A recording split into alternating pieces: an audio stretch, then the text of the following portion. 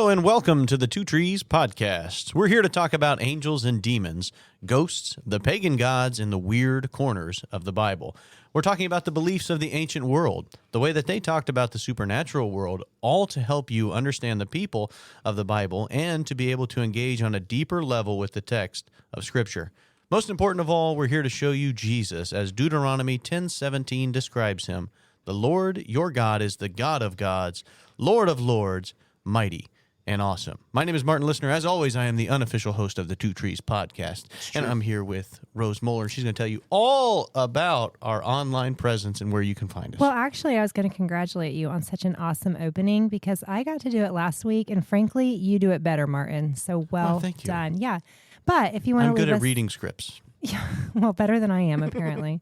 So if you want to leave us a review on wherever you listen to podcasts, please do that. And if that's not your thing, just share an episode with a friend. Just that's get the really word out there. the best way for our podcast to grow. We won't grow unless you guys decide we do. Share it with a friend. Talk to somebody. Say, hey, I was listening to this, or I've got some questions. Check this out. But you can use the algorithm all you like, but ultimately it comes down to people. So we'd like to thank everybody who's bothered to listen to our podcast in the past and just say thanks. This has been a lot of fun for us. We're approaching the end of our first season here. I think we have 2 more episodes that we're going to do before we take a break for the holidays. And this has been fun. We've covered a lot of randomness, and I look forward to covering a lot more. And doing all these podcasts here is a lot of fun, but you know what I also really enjoy is getting on the Facebook page and just watching everybody interact with each other, because we have some very, very intelligent people that listen to this podcast, and I'm just humbled when you guys listen to me talk, because I'm sure you know way more about this stuff than I do. So I really appreciate that. But I love getting on the Facebook page and just seeing everybody interact with each other and go about it, and seeing some of the nice comments that we get even on like the iTunes platform and everything. So we love interacting with everybody. We love your guys' feedback. And that's what's really been a huge blessing to me. It's nice when people listen to you, but to get them talking amongst each other and with us. And John does a good job being on the Facebook page as well with a presence. So I just want to say thank you to everybody that interacts in that way. It's true. Well, right now we are continuing our discussion about the prophet Balaam. And he's kind of a second-class story, I think, to most people. We kind of have relegated Balaam to, a children's story. It's got a talking animal. It's got Balaam. And we have done a really wonderful job of turning something that is supposed to be frightening and wonderfully scary into something very fluffy. And really our hope here is to kind of talk about the actual Balaam story. What did this mean to its original audience? What kind of imagery should we be picking up on? And the very first thing I think we ought to recognize is that Balaam is not a prophet of the Lord, although he does at this one point share something that the Lord has shared with him, but rather Balaam is more like a necromancer, a sorcerer, a wizard. He's a pagan priest is what he is. And he's someone who's become famous by cursing people. And he's not from the local area where the Israelites are at.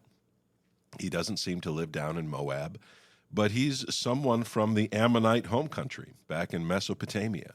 And he's someone who has such fame that when the Moabites realize that conventional weapons are not going to allow them to overthrow the Israelites, they begin to look for a supernatural weapon, something that they can use to stop what seems to be happening. And so they look for this guy. He's famous. And we actually talked a little bit about how there's actual historical evidence of Balaam and of his importance in Moab.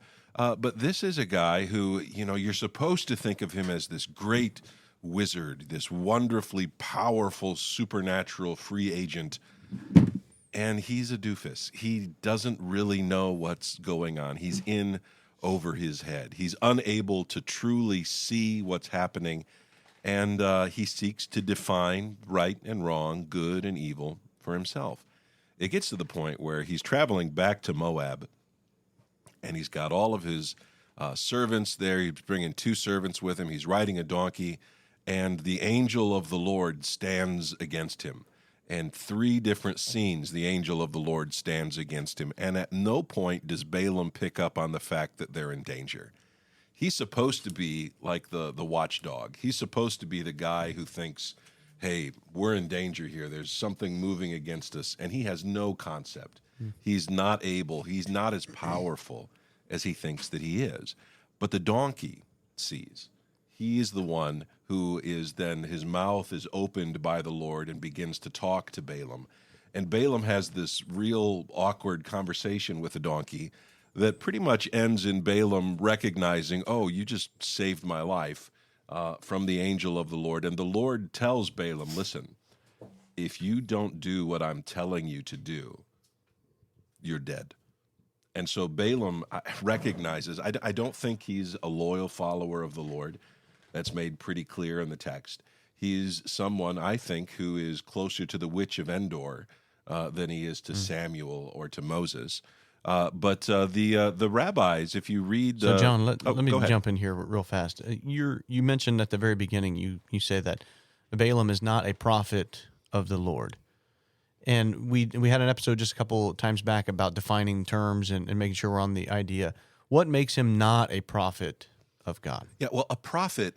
So this is a weird thing for us today. We almost exclusively use this word, especially in church land, to talk about holy men of God who are bringing a message from the Lord to the earth. Someone who stands as a representative from the divine council to the courts of humankind. But a prophet, in its loosest sense, is someone who is getting messages from the supernatural world. Okay. It can mean somebody like Samuel. It can also mean somebody like the witch of Endor, someone who is transposing or bringing messages from either the demonic or the holy. It just depends on which spiritual being they're talking to. And Balaam, living in Mesopotamia and serving the Moabites, just from his story, at the end of it, he's going up onto other high places, sacred sites of the Moabites. We don't get the idea that this is a man who is like a Melchizedek character, someone who is loyal to the Lord, but living amongst the pagan peoples. This is someone who God has kind of drafted into his service. This is supposed to be a weapon against him, and the Lord turns him then into someone who blesses rather than curses.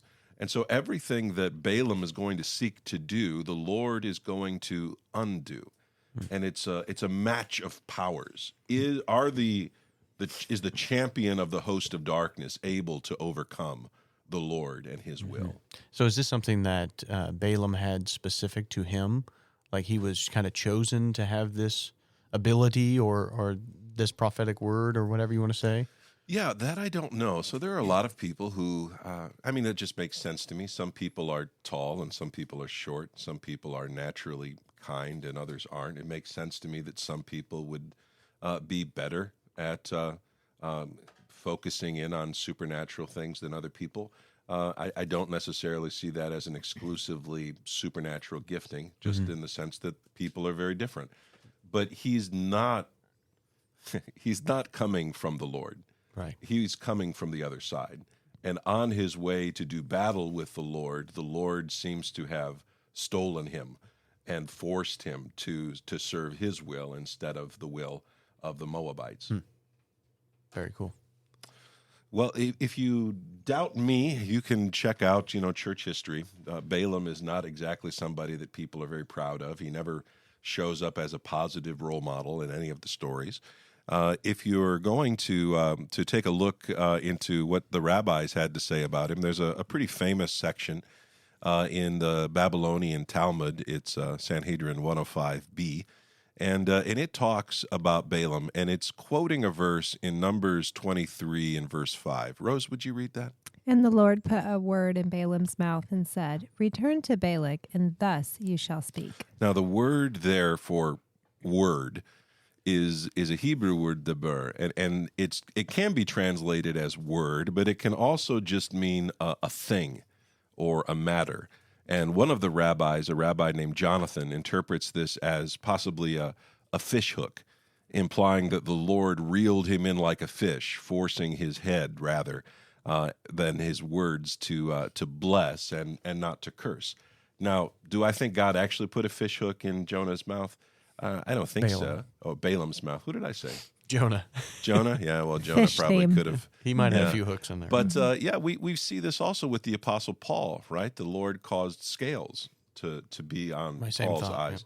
And so this is something that the Lord can do. It doesn't necessarily mean just the physical object. He's saying the Lord caused this man to change, that he put something into play that changed the outcome of what would have happened. So the rabbis don't think much of Balaam. They don't regard him as a true and loyal prophet, but as a snake in the grass, a foe, a servant of the darkness. And sometimes the the Talmud carries a lot of stories that are part of Jewish culture and folklore and are talked about that aren't necessarily in the text itself. But in this instance, it gives us a pretty good indication of how we should be thinking about Balaam. So how would the rabbis that you're referring to here, what time frame are we talking about for them? Well, the Babylonian Talmud is written over a pretty long period of time. I'm not entirely sure as to the date of this. It's definitely post-exilic. So during the Babylonian exile and afterward, they begin to compile these kinds of things. I may be way off on my dates there, but I know it's definitely after the exile. But I'll post that in the Facebook. Do either of you guys know offhand? No? I know what year it is today, and that's pretty much about it, what I yeah. got. I'm the one that asked the question. So Well, I I'm- didn't know. Sometimes you ask questions, but you're secretly teeing it up that you know. The big reveal The big is I reveal. really don't know. So Balaam is somehow intermixed with the powers of darkness. Yeah, he's an evil man. He's an evil sorcerer is really how I view him. I like how the Bible Project draws him in their Numbers breakdown. They have him with like a lion's pelt on his head, and he just looks wicked. And that's what he is. You can just imagine a bad guy with a staff. That's who he is. He is a priest of the darkness. And he's going there to serve the gods of darkness. That's why they've hired him. This is somebody who has the ear of the gods, because the sons of the gods, Sihon and Og, have failed. The Rephaim, the giants that were there, they've been defeated. The Israelites rolled over these guys, and they shouldn't have. They shouldn't have been able to push these men around like they did. So I know that I probably make way too many Narnia and Lord of the Rings references. No, we never Well, have enough. I know, but I'm a straight up nerd, okay? But I keep thinking of Saruman when you're talking about a bad guy with a stick, and a wizard of the darkness and things like that. It feels like that's who he's talking to. It's who it reminds me of. Yeah, it does me too. Somebody who should be good and is instead evil. I think that if you had gone to Balaam's house, I don't think you would have got Saruman vibes. I think you would have got more, I don't know, Wicked Witch of the West kind of a thing going on. So the thing that gets me when you say shouldn't be evil but is, would Balaam have understood Yahweh, the God of Israel? Would he have known that was he was around and that was an option, I guess? Yeah, I think so. I think especially if he's really talking to these supernatural powers, and just depending on how honest they're being. Right. At the time that Israel has moved up into Moab, a good 40 plus years have gone by. And the ancient world was pretty good with its communications. The Mesopotamians would have heard all about what was going on in Egypt. And if the gods of Egypt had failed to provide for them and to protect them, yeah, I think Balaam would have known exactly who it is that we're talking about. And so this wouldn't have been a surprise to him. But I think he was surprised that God bothered to show up and talk to him. I think that was surprising to him. Because it just seems to me like if I always bring this to a sports analogy, but if you have a team that is undefeated and rolling over everybody, it'd be hard for me to be 100% confident that I'm going to be the one that stands up and defeats him. But it seems like Balaam and every other character that we talk about has some kind of false sense of security. Like, yeah, this guy's really not as big as he thinks he is. Or Yahweh's not really the God that he says he is, and all this, that, and the other. So for some reason, even though they solved the destruction and the victories, they still were okay with standing up to him as if he's just another guy in the road. And that's the part that really confuses me with the Old Testament. People talk all the time about how the Israelites always fell right back into their sin and destruction. It's like, I can understand that because our human nature is to, take the blessings that God gives us and then forget about them tomorrow. But with this, like, they're seeing this God Yahweh just destroy people and take out people that he shouldn't be able to defeat in places he shouldn't be able to defeat them. That's right. And he still has the confidence to stand up and be like, yeah, I'm going to side with these guys, not him. So what Balaam does is kind of the opposite of that. He does do what God requires of him. And then the end of his story, it says, and he went home. But he must not have made it very far home or stayed there very long, because he's going to come back into the story, not as the main character this time, but as kind of an evil lurking in the background of the story. And it's a story that happens in Moab. The god of the Moabites is a god called Chemosh. And many Moabite names include variations of Chemosh in their names. The Israelites were doing this with the name El or Yah, as in Daniel or Michael or Jonathan. These are names that incorporate the name of the deity. The Moabites were doing the same thing. Kamu Su'ilu is Chemosh's god. Another guy is called Kama Susar, and that's Chemosh, protect the king. And we find quite a bit about Chemosh actually in the Bible. So take a look at Numbers 21, verse 29. It records an ancient song sung by balladeers. It says, "Woe to you, O Moab! You are undone, O people of Chemosh. He has made his sons fugitives and his daughters captives to the Amorite king Sihon." So the Moabites aren't friends of Sihon. They've been afraid of this guy for quite a while, but they've been defeated by the Israelites. And so the people of Chemosh, the Moabites, are now fearful of the God Yahweh and his people. Judges 11:24 mentions Chemosh again. Rose, would you pick that up? Will you not possess what Chemosh your God gives you to possess? And all that the Lord our God has dispossessed before us, we will possess. So the argument there is, take what your God gives you, and we'll take what our God gives us. And so they view then the conquest of the land not as just a battle of armies, but as a battle of deities. Mm-hmm. Is your God capable of keeping us from what is ours? In 1 Kings 11:33, Chemosh is mentioned again. Because they have forsaken me and worshipped Ashtoreth, the goddess of the Sidonians, Chemosh, the god of Moab, and Milcom, the god of the Amorites, and they have not walked in my ways, doing what is right in my sight, and keeping my statutes and my rules, as David his father did. So all through the Bible, you're going to find, or at least the Old Testament, Chemosh is this deity that's associated with the people of Moab, with the territory of Moab. But these aren't monotheists. They're not only worshiping one God. They're worshiping the gods of Canaan. Go ahead, Rose. So is that passage that Martin just read in 1 Kings, is that referring to Solomon? Are these some of the gods that would have been brought by his wives to lead him away? Yeah, absolutely. Okay, it says as David his father did. So who would he have married who was a Moabite? Solomon seems to have married everybody. Truth. He was very interested in forming alliances, and so he began to honor the gods of those people who were around him. And the Moabites have a long history with Israel, going back almost to the beginning. And in part of the archaeological record especially, there's something called the Moabite stone. The Moabite stone was erected about the 9th century BC by a king called Misha. And he says on the stone, or rather they put words in the king's mouth, but this is what the king says. Chemosh said to me, "Go, take Nebo from Israel."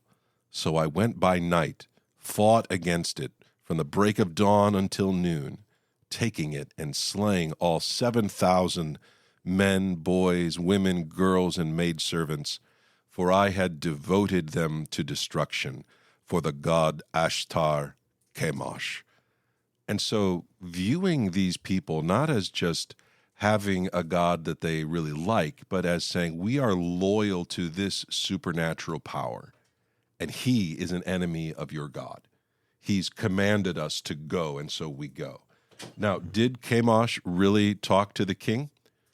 Yeah, I think so. These aren't imaginary beings. These are supernatural evil beings who are created by God to serve him, but have rebelled against him. And so these rebels, these deities continue through the story, and you see them from time to time. And did you notice the end there? It says, I've devoted them to destruction. Harem is the word that's used of the giant clans in the conquest of Israel. When Joshua comes in, they're supposed to harem the giant clans. They're supposed to wipe them out. And so this being is there. It's opposed to God, opposed to the people of Israel. And Balaam is leaning in this direction, trying to say, okay, God has stopped me. I'm not able to call upon Chemosh. I'm not able to lean onto my Ammonite gods. And so they took him to a place called Peor, Baal of Peor. And we've actually done a whole episode previously on the Baal cycle. And Baal is a god who comes from the Canaanites, the Phoenicians, and he's the storm god, a god of fertility. But in part of the Baal story, right after he's defeated the enemy, Mot, the god of death, swallows him up, and he goes to the underworld for a while before he rises again in the springtime to bring about fertility and the rains again. And so Peor is connected to this underworld aspect of the god Baal. The word Peor actually means a gaping mouth, or it's connected to like the jaws of hell. In the book of Isaiah, chapter 5 and verse 14, it mentions this. Take a look at it. Therefore, Sheol had enlarged its appetite and opened its mouth beyond measure, and the nobility of Jerusalem and her multitude will go down, her revelers and who exalts in her. It's almost like a Pied Piper moment where he leads the children into the cave, and they're never seen it. You didn't know the Pied Piper story? I have heard the Pied Piper story, and that was frightening enough without adding like a creepy demonic, aspect to it. Well, I'm just saying that a good fairy tale needs to have its creepy elements to it. Most of them already do. You do not need to add to it. To add to it. Yeah, right? Well, it says here, the nobility of Jerusalem are dancing their way down the throat of Peor, of this gaping mouth. And so when we were in Caesarea Philippi, we saw something like this, an opening that they believed to the underworld. And so if you read the Dictionary of Deities and Demons, and you go to the Baal of Peor article, it says this. It says, the name of Peor in itself already points to a relationship with the cult of the dead, especially when it is observed that it shares this association with other place names in the region east of the Dead Sea. A name Obat, which you'll find in Numbers 21:10 and Numbers 33:43 through 44, can be translated as spirits of the dead. Another word, Abarim, which is in Numbers 21:11, 27, 12, 33:44 through 48, Deuteronomy 32, and in Jeremiah 22:20 talks about this place called Abaram, and it means those who have crossed the river of death. It talks about another place called Raphan, which can be related to the Rephaim. This is interesting to note because according to Deuteronomy 34:6, Moses is actually buried in this place. And so this whole section of the world is associated with the powers of death. In the folklore of the Moabites and the Canaanites and the Israelites, this is a bad place. In the north, you find a place like this around Bashan. In the south, you find it here around Beor. So mythological fragments, not belonging to the Baal cycle, but about Baal, have increased our knowledge on Baal. And again, the Dictionary of Deities and Demons talks about Baal as being connected to the Rephaim, that when he was in the underworld, he was the leader of the giants, of the departed souls of the Rephaim. And so all these stories, the giants who are ruling Og, all that stuff, it's all connected. These aren't different episodes, disconnected. This is all part of one world, and it was intricately woven all together.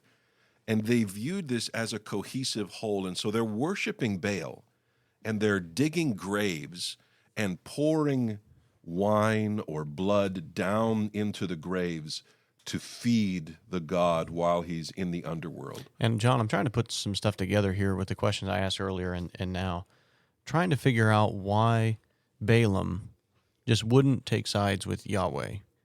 Again, he's seen the destruction, he's seen it, but yet he still tries to lean on the other gods and even tries to figure out a way for himself to take out Israel because he's going to kind of be used for God's glory the other way. And I think I'm figuring it out when I'm reading some of these things. When you're talking about up at the beginning, it says, slaying all 7,000 men, boys, women, girls, and maidservants, devoted them for destruction for the god Ashtar Kamash. And then also when Israel is going to be swallowed up, the multitude is going to go down, her revelers and who exalts in her, into Sheol. I think, and I may be completely off on this, but it sounds to me that these other entities are worth following because they don't have to submit themselves to them. Yeah, I think the defining characteristic that I see in Balaam's story is pride. He is turned, and you get this in his prophecies. I am the man who... this, that, and the other thing. I am the one who... He thinks an awful lot of himself. He's not going to admit defeat. He's going to try to break God's will another way. But what does Yahweh ask of us? What does Jesus ask of us to do? To take up your cross daily is to submit yourself and, surrender yourself to him.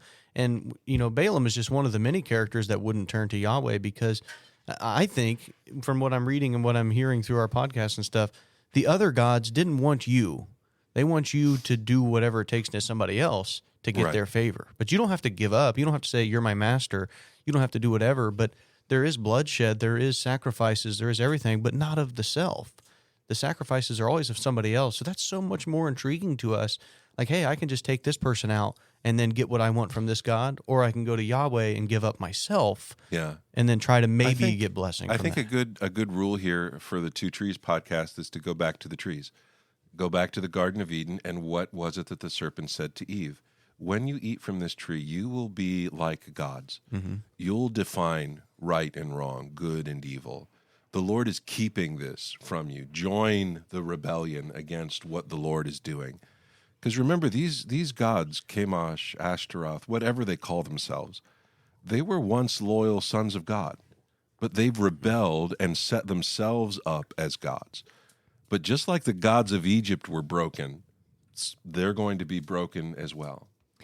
John, I know we've talked a little bit about this before, and I don't know if we're on the same page with Paradise Lost, but I'm going to go ahead anyway. Oh, okay. I think that I think when I was reading the opening scenes in that book, it really brought home to me that the gods of the Bible were once, like you said, loyal servants of the Most High. And it was a complete rebellion. It kind of opens this scene with all of them floundering around like fallen from heaven. That might be where we diverge. That's fine.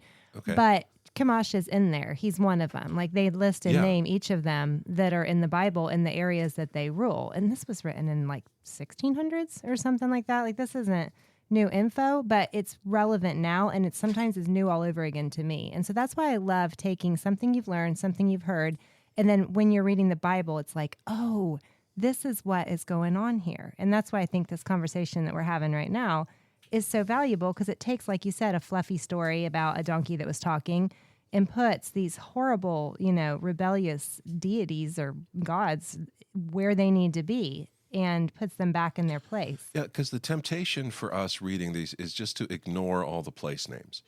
Okay, Peor. I have no idea what that means or why it matters. I have no background for this. I don't know what emotions I'm supposed to have stored up behind this word, because to me it's just words.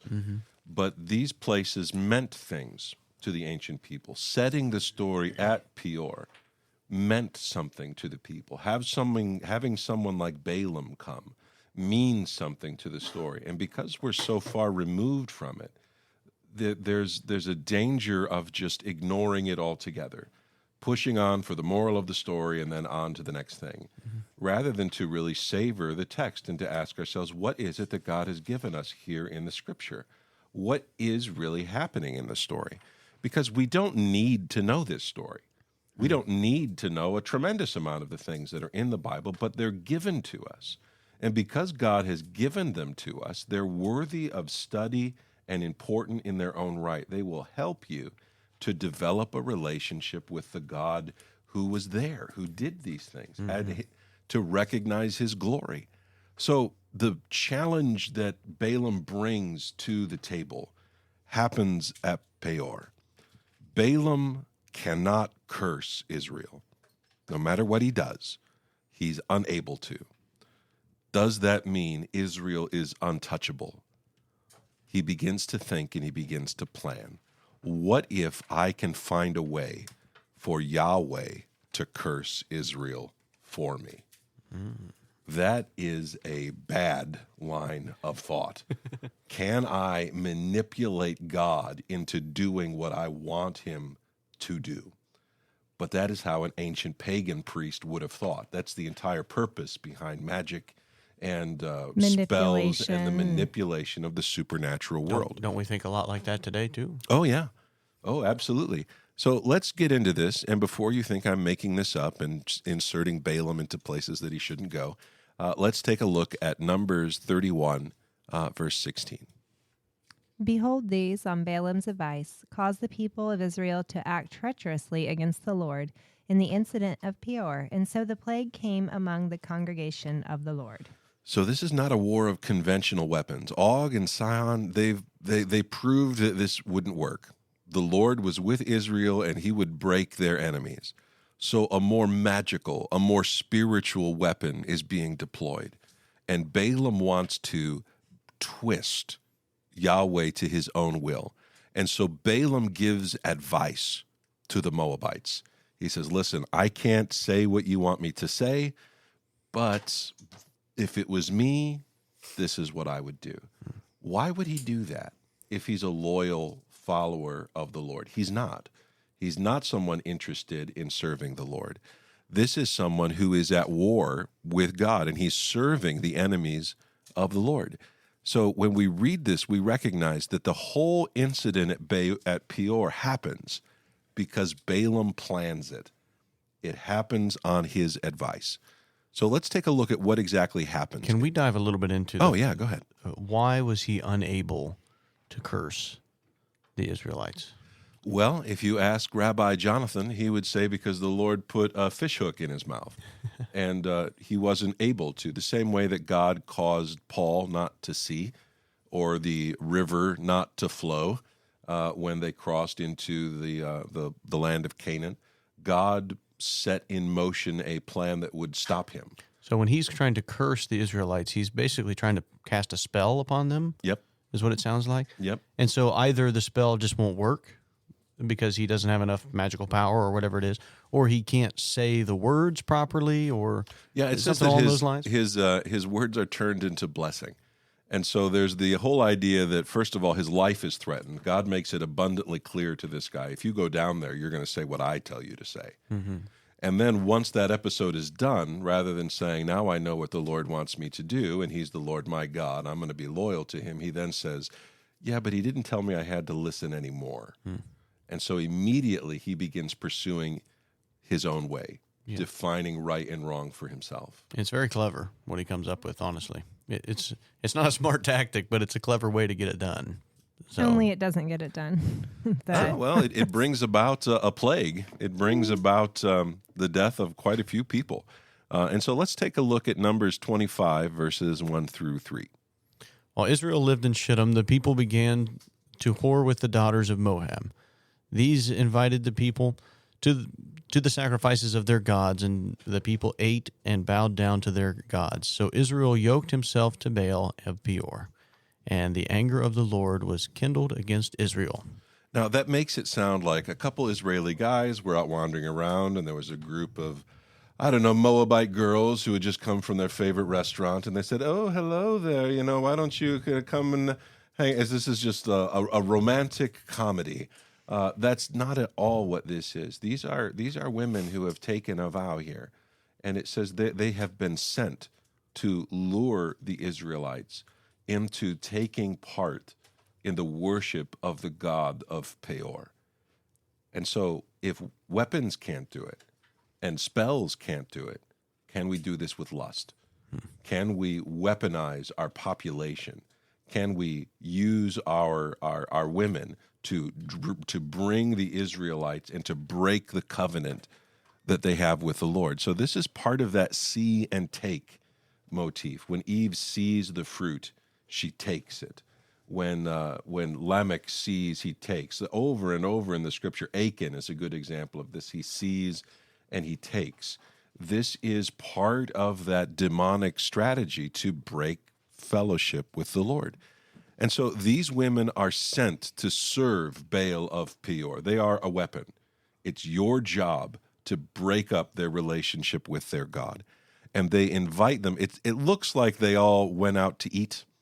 You know, it says, and the people ate and it bowed down to their gods, and it just kind of goes on. But really what's happening here is they're taking part in ritual meals for the dead. They're engaging in the worship of the God of the dead. Look at Psalm 106, verses 28 through 31. Then they yoked themselves to the Baal of Peor and ate sacrifices offered to the dead. They provoked the Lord to anger with their deeds, and a plague broke out among them. Then Phinehas stood up and intervened, and the plague was stayed. And that was counted to him as righteousness from generation to generation forever. So they yoked themselves to Baal of Peor. What does it mean to yoke yourself to someone? That was my first question. Yeah, it's that imagery of oxen in the field to plow for the master. They are servants now of Baal of Peor. And there is going to be a very famous person later on who's going to use this, and his name is Jesus. And he's going to say, take my yoke upon you, for my burden is light. This imagery is all through the Bible, this idea of mankind and who do we serve? Who is our master? And so they ate the sacrifices offered to the dead. They're participating in the worship of Baal, and they have no idea that this whole Balaam scene happened. The Lord protected them, and they didn't realize it. He was faithful, and they are faithless.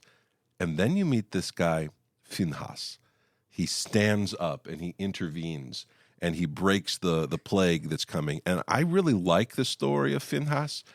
It's not a very long one. He doesn't get the multiple chapters like Balaam did, but it's a very important section of Scripture for understanding even into the New Testament, the Pharisee system.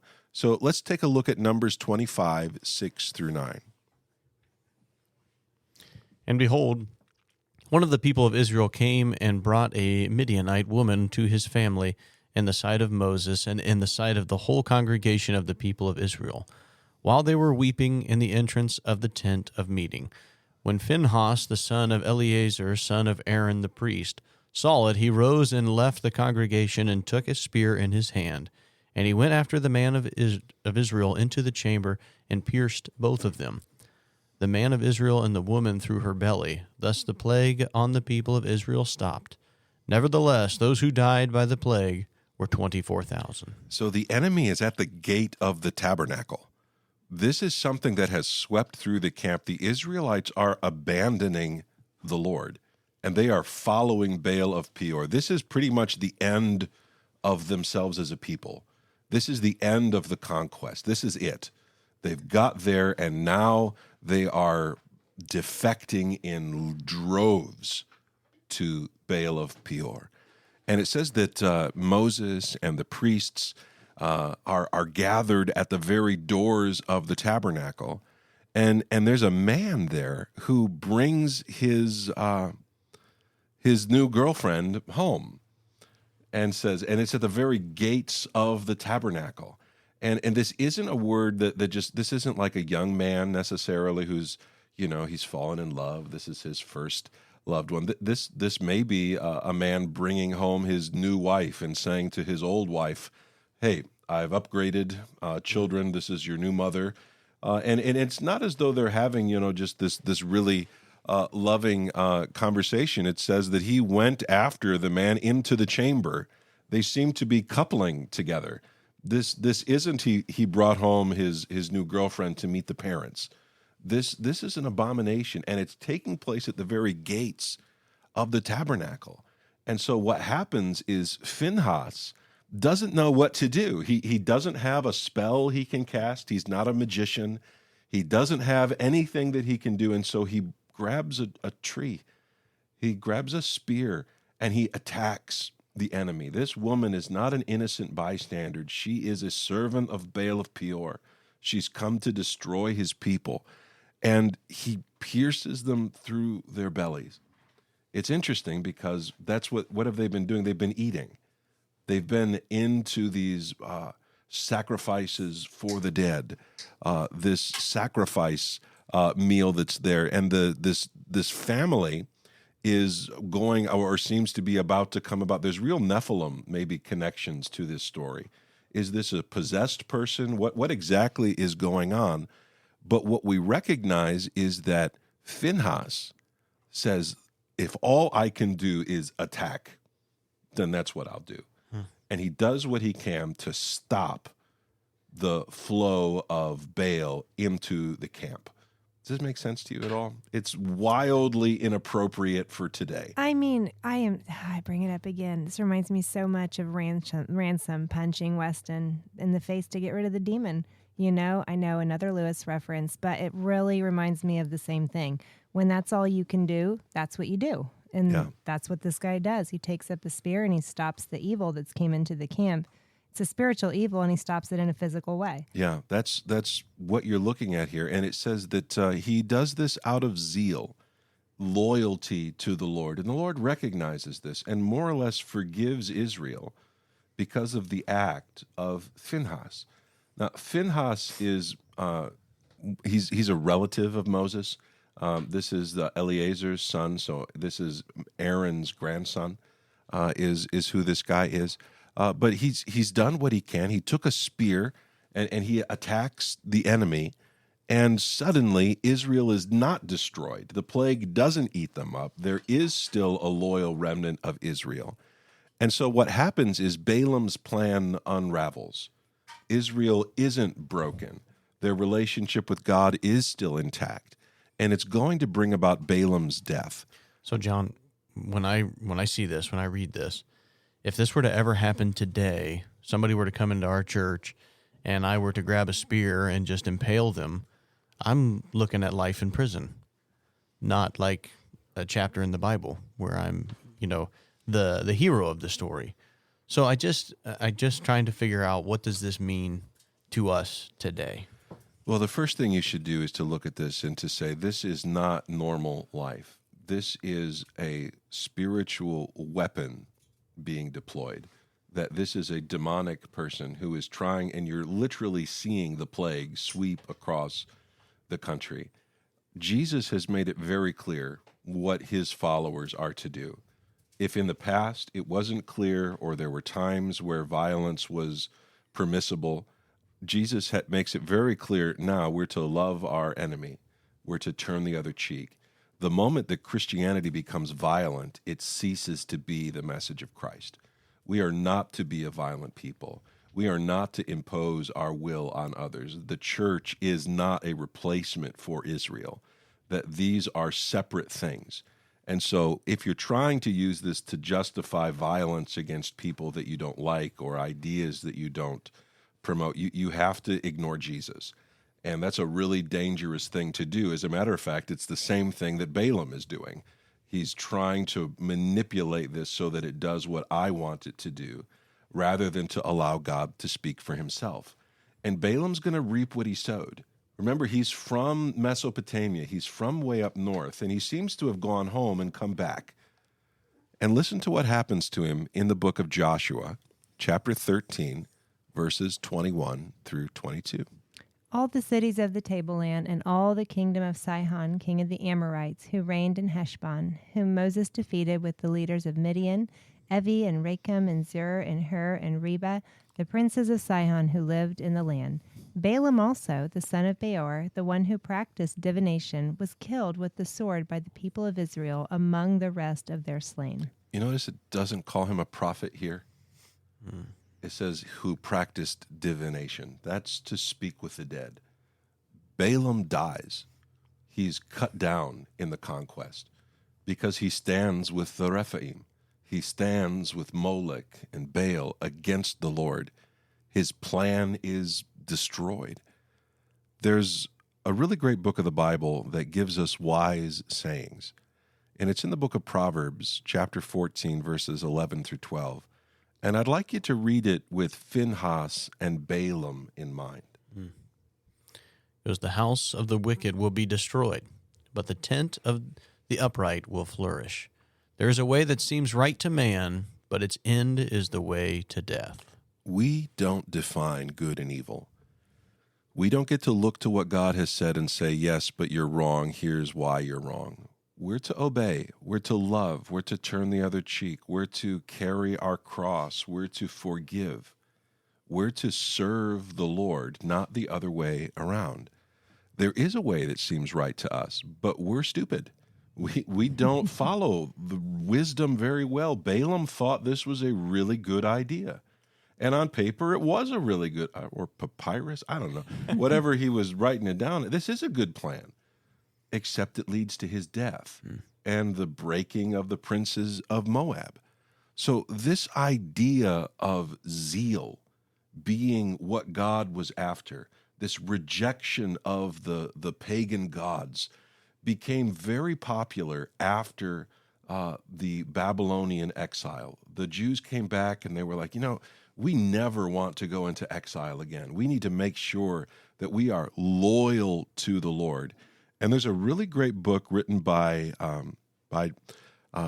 Dr. Dang it, I forgot his name, Tom Wright. And in it, he's talking about the Apostle Paul. I think the name of the book is just Paul. But he talks about in this book how before 70 AD, the Pharisees placed a tremendous value on purity. Not purity as in a purity ring, don't sleep around, but purity as in remaining aloof from the Gentiles. And they rejected the worldly ways of the Gentiles.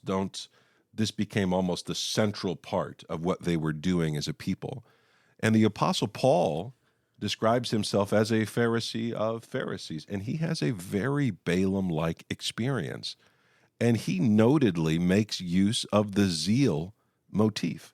Saul thought that by killing the Christians, by hunting Stephen, that he was pleasing the God of his fathers. And when Jesus meets him on the road, he says, Saul, Saul, why persecutest thou me? He had misunderstood everything.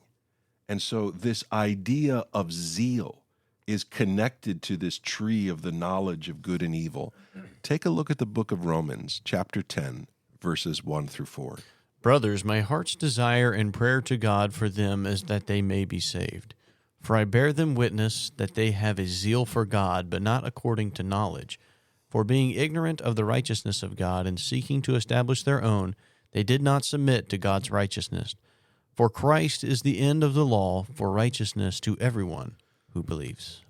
If I had to answer your question earlier about Phinehas and zeal, I would point you here. Mm-hmm. They have a zeal for God, but not according to knowledge. This is what Christ has asked us to do. He is the end of the law, righteousness to everyone who believes. Our zeal doesn't make us righteous. But I think to me in verse 3, it really points to why someone would go to the other gods. For the righteousness of God and seeking to establish their own, they did not want to submit to God's righteousness. I feel like all these other guys are granting the power, the authority, whatever you want to say to these people, and they're not having to submit fully to them. They get to have a say in the matter. They get to have the power that they desire, and God isn't wanting to share it in that capacity as far as like you have the power to then be destructive on whatever you feel is right and wrong. You now have the power of me, which is the fruits of the Spirit. And I think that's something that we can't comprehend because the only way we equate power is being able to do what I want to do and not having any care how it affects others. And and Jesus especially is flipping that on its head and saying you have power because you can affect these other people positively. And that brings so much more fulfillment to your life than having the power and authority ever could. Yeah, it has to do with serving the Lord. What is it that God is trying to do? And then joining in with that. It's not about trying to make God do things your way. or trying to manipulate God or his people into acquiring power or wealth.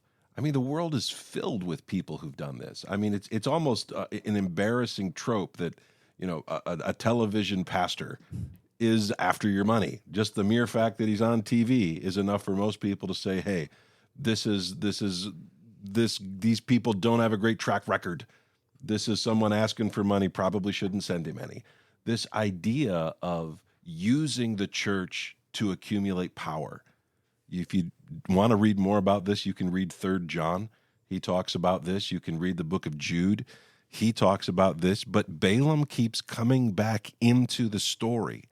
Whenever we encounter someone trying to do things for money, for pride, to accumulate power, he's woven back in multiple times into the Old Testament and into the New Testament.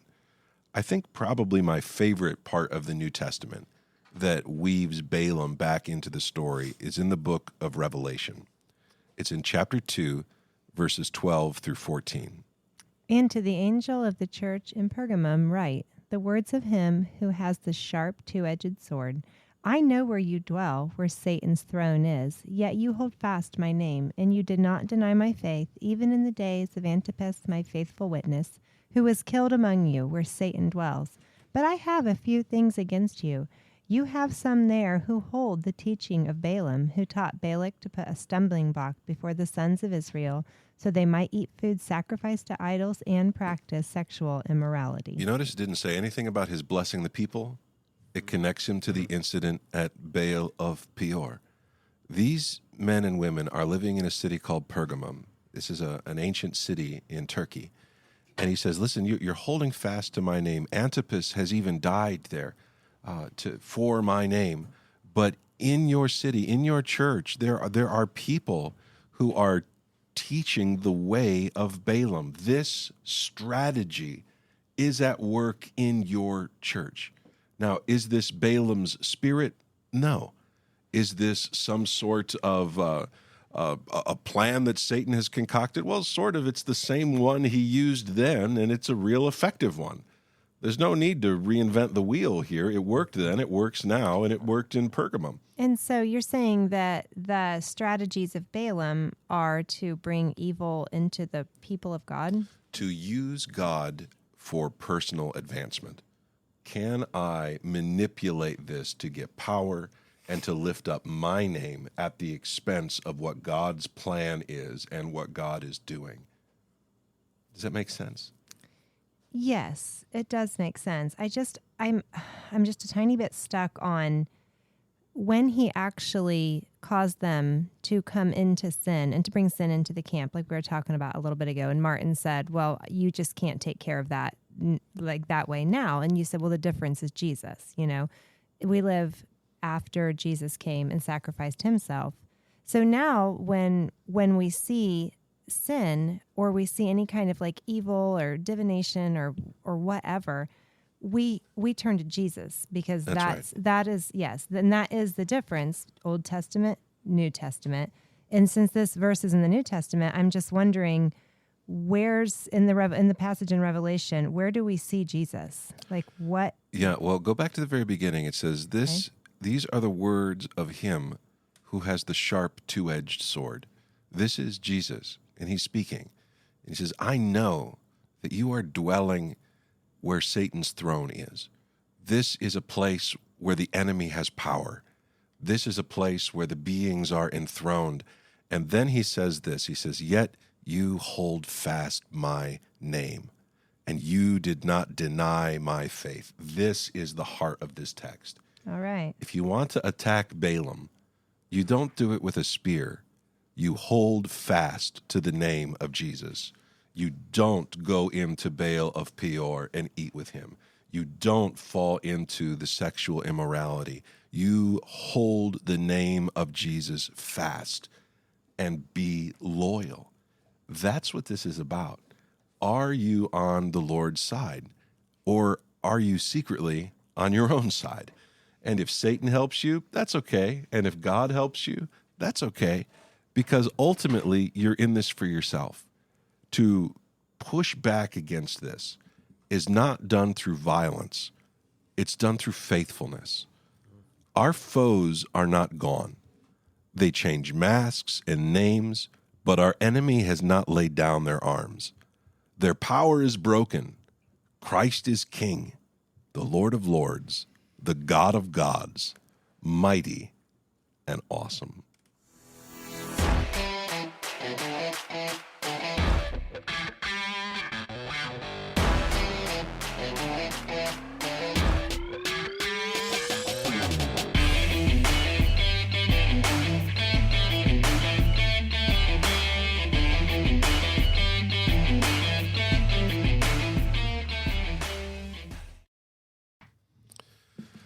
Well, guys, thank you for listening to our episode. We don't normally do this, but we've been sitting around the table talking about our episode here, kind of critiquing.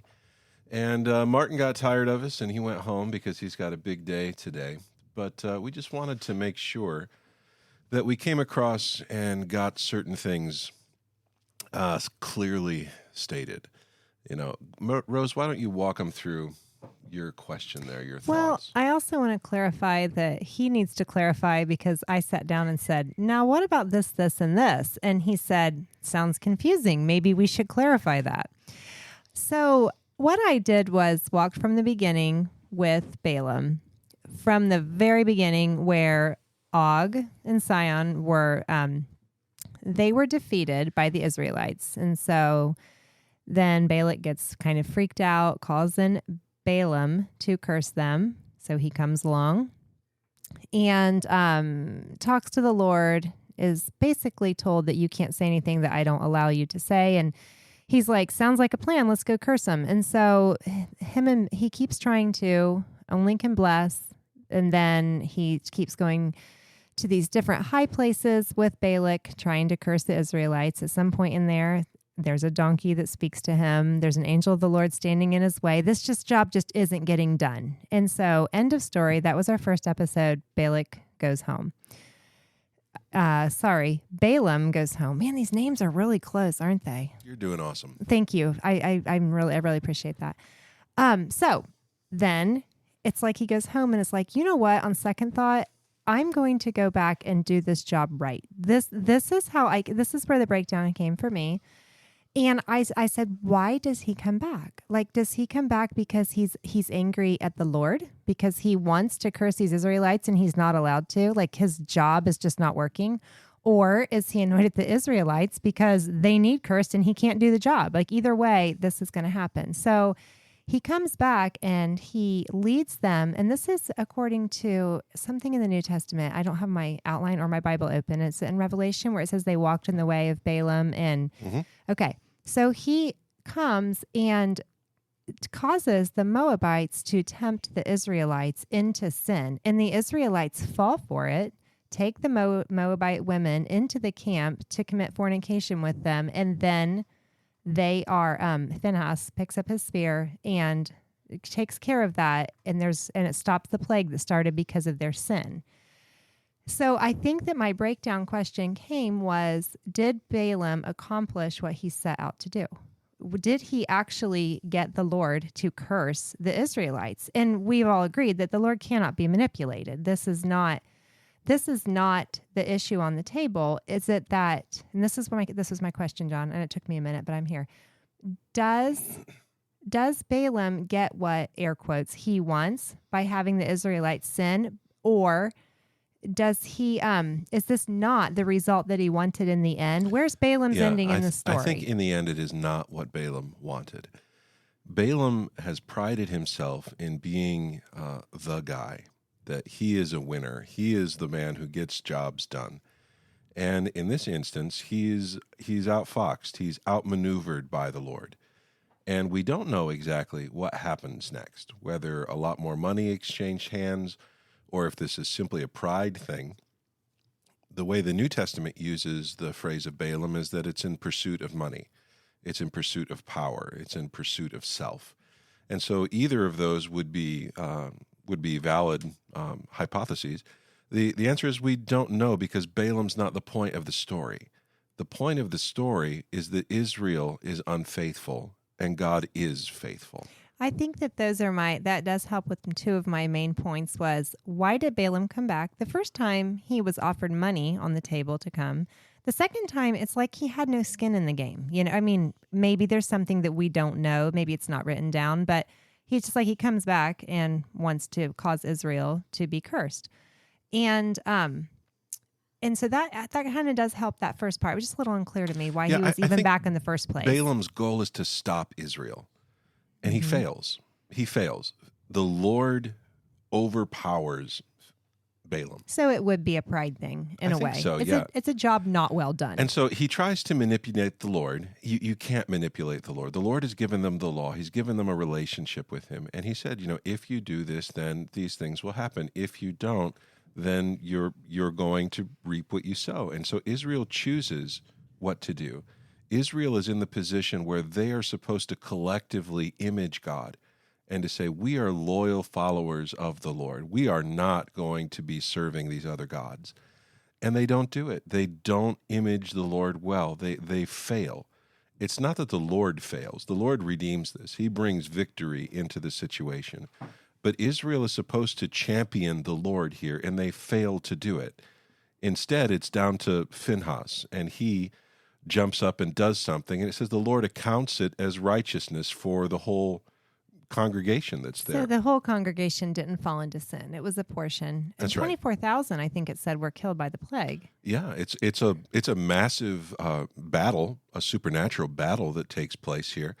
But did Balaam win? No. His corpse is left with all the other Midianites, Moabites, Amorites that are out there. He's swallowed up. And I think it goes back to that verse we read earlier. There is a way that seems right to a man, but the end is destruction. The Lord is not beaten by Balaam. And so if your mind is leaning in that direction, I just wanted to get back on here and tell you that's absolutely not what I was saying. I'm saying that the Lord is the winner, that Balaam is defeated, and that Israel made a bad choice. They did. They made a choice to do what they saw as right. They were dwelling in a garden. They're being given everything that they need. They're being given water. They're being given manna. They're being provided for. The Lord is with them, and they choose to worship the dead. This is a really bad decision. And I think it's supposed to be overlaid with that garden imagery again, going all the way back to the trees of the knowledge of good and evil and the tree of life. Well, I feel like this actually did help. I just kept landing on that. Why did he come back? And was he really manipulating the Lord? And did the presence of the plague in the camp indicate that actually took place? And I was just like, that just can't be. And John's like, no, that's not right. Yeah, so I want to make sure that the Lord. Yeah, sometimes I don't get out of my mouth what I think in my head. The staff of Balaam and then the spear of Phinehas.